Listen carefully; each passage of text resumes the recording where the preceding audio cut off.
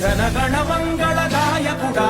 ఘనమగు చరితల నాయకుడా పలుతరములు మము పరిపాలించర స్వామికుడా నవయుగ మేధో సైనికుడా సమయము తెలియని సేవకుడా యువన వ్యాంధ్రకు ప్రగతిని చూపర సాధకుడా వైతాళికుడా